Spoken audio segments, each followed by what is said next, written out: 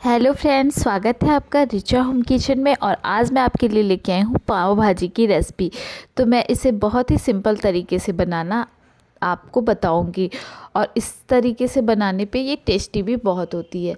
तो सबसे पहले मेरे पास जो भी सब्जियां थी उन सबको ले लिया है। शिमला मिर्च, फूल गोभी, बीन्स, टमाटर, कैप्सिकम जो भी थी मैंने ले लिया है। आप अपने पसंद की जो भी सब्ज़ी आपको पसंद हो आप ले सकते हैं।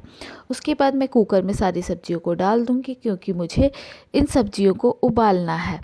तो अब मैंने कुकर में सारी सब्जियां डाल के इसमें लगभग 1.5 कप, यानी आप समझ लीजिए 250 ml के करीब मैंने इसमें पानी डाल दिया है। फिर मैं इसमें डालती हूँ 1/2 टेबल स्पून सॉल्ट, और उसके बाद फिर मैं इसमें डाल देती हूँ 1/2 टेबल स्पून पाव भाजी मसाला।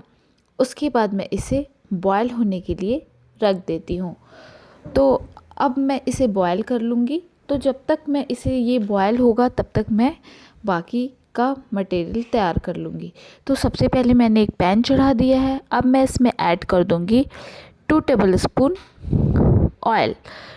ऑयल ऐड करने के बाद मैं इसमें ऐड करती हूँ बटर, क्योंकि बटर का टेस्ट जो होता है वो पाव भाजी में के शुरू में ही ऑयल में डालने से बहुत ही बढ़िया टेस्ट आती है भाजी में। तो अब बटर मेल्ट हो गया है। तो अब मैं इस स्टेज पे डाल देती हूँ बारीक कटी हुई हरी मिर्च। तो अब इसे मैं पका लूँगी। जब ये पक जाएगी, इसका कच्चापन निकल जाएगा, उस स्टेज पे मैं इसमें डाल दूँगी लहसुन और अदरक जो मैंने ग्रेट करके रखा था। तो आप इसमें बारीक कट करके भी लहसुन अदरक या लहसुन अदरक का पेस्ट जिस भी तरह से आप पसंद करें इस स्टेज पे आप ऐड कर सकते हैं। उसके बाद मैं इसमें इसे अच्छी तरीके से पका लेती हूँ। तो मैं आज जिस तरह से आपसे पाव भाजी की रेसिपी बनाना शेयर कर रही हूँ, ये तरीका बहुत ही सिंपल है। आप जब भी चाहें झटपट इस तरीके से पाव भाजी की रेसिपी बना सकते हैं। तो अब मैं इस स्टेज पे ऐड कर देती हूँ बारीक कटी हुई प्याज, और फिर मैं इसे भी अच्छी तरह से पका लेती हूँ। मैं इतना पकाऊंगी कि इसका कच्चापन अच्छी तरीके से निकल जाए। प्याज डालने के बाद इसी स्टेज पे मैं इसमें ऐड करती हूँ साल्ट। तो अब मैंने साल्ट डाल दिया है। उसके बाद मैं इसे थोड़ी देर के लिए पकने को छोड़ दिया है। अब ये आधा आधा लगभग पक चुकी है। तो इस स्टेज पे मैं इसमें ऐड कर देती हूँ हल्दी पाउडर। हल्दी पाउडर ऐड करने के अलावा मैं इस स्टेज पे लाल मिर्च पाउडर यानी रेड चिली पाउडर भी ऐड कर देती हूँ। उसके बाद इसी स्टेज पे मैं इसमें ऐड करती हूँ पाव भाजी मसाला। तो अब ये गया इसमें पाव भाजी मसाला। अब फिर मैं इसे ढक कर के 1 मिनट के लिए पकने के लिए छोड़ देती हूँ। तो अब मैं इसे छोड़ दूँगी पकने के लिए। अब 1 मिनट हो गए हैं तो सारे मसाले भी पक चुके हैं। तो अब फिर इस स्टेज पे मैं इसमें ऐड करती हूँ टमाटर। तो अब इस स्टेज पे मैंने ऐड कर दिया है टमाटर, और फिर मैं टमाटर को भी अच्छी तरह से पका लूँगी। तो अब मैं इसे थोड़ी देर के लिए छोड़ दूँगी पकने के लिए।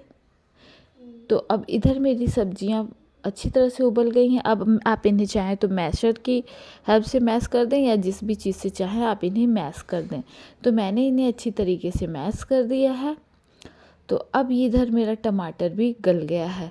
अब इस स्टेज पे मैं सारी सब्जियां जो कि मैंने साथ में उबाली थी इसे मैं ऐड कर दूंगी।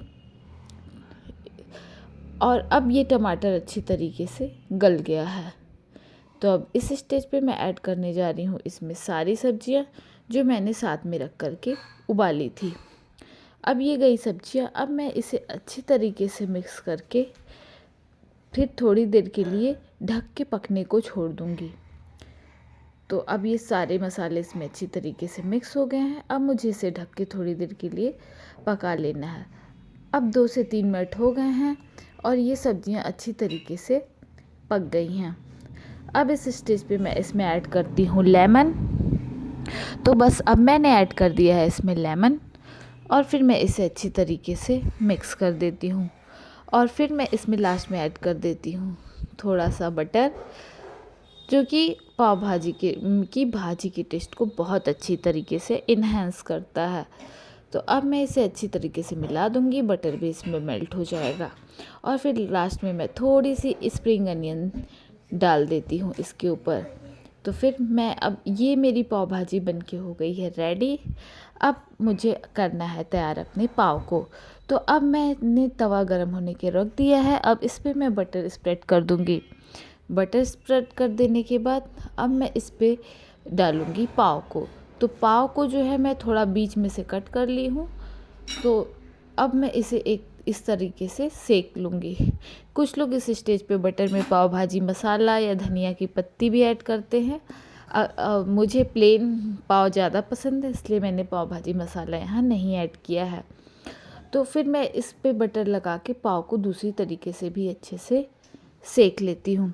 अब ये मेरे पाव सिक गए हैं। जब तक सिक रहे हैं तब तक मैं इधर तैयार कर लेती हूँ भाजी को सर्व करने के लिए। तो अब मैंने भाजी को सर्व करने के लिए एक बाउल में ले लिया है और फिर मैं इसे स्प्रिंग अनियन से डेकोरेट कर देती हूँ। और इस पे मैं थोड़ा सा डाल देती हूँ बटर। और इसके बाद इधर मेरे पाव भी अच्छी तरीके से पक के रेडी हो गए हैं और अब मैं पाव को भी ले ली हूँ। तो आप देख सकते हैं कितने आसानी से बिना किसी झंझट के पाव भाजी रेडी टू ईट है।